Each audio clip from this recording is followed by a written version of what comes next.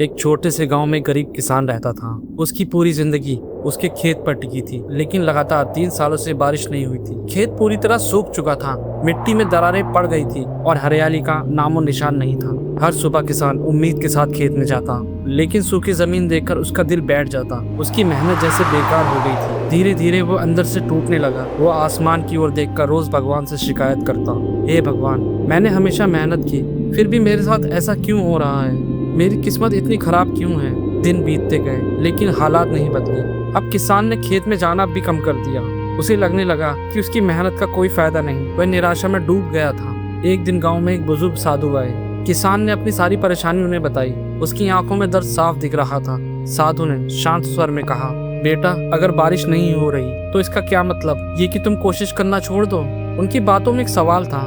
भगवान ने तुम्हें मेहनत करने की ताकत दी है, उसका इस्तेमाल करो। ये बात किसान के दिल में गहराई से उतर गई। उसने उसी पल ठान लिया, अब मैं शिकायत नहीं करूंगा, कुछ करके दिखाऊंगा। अगले ही दिन से उसने खेत में कुआं खोदना शुरू कर दिया। तेज धूप, पसीना, थकान, सब कुछ सहते हुए भी लगातार मेहनत करता रहा। कई बार ऐसा लगता कि हिम्मत जवाब दे देगी, लेकिन फिर वो खुद को संभाल लेता। कई दिन की कड़ी मेहनत के बाद आखिरकार उसे पानी मिल गया। उसने उस पानी से अपने खेत की सिंचाई शुरू कर दी। धीरे धीरे सूखी मिट्टी में नमी आने लगी और कुछ ही समय में छोटे छोटे पौधे उगने लगे। जब उसने अपने खेतों को फिर से हरा भरा देखा तो उसकी आंखों में खुशी के आंसू आ गए। गांव के लोग हैरान होकर बोले, लगता है तुम्हारी किस्मत बदल गई। किसान मुस्कुराया और बोला, किस्मत नहीं बदली, मैंने अपनी सोच बदल ली। जब इंसान शिकायत छोड़कर मेहनत और हिम्मत से काम करता है तो हालात खुद ब खुद बदलने लगते हैं।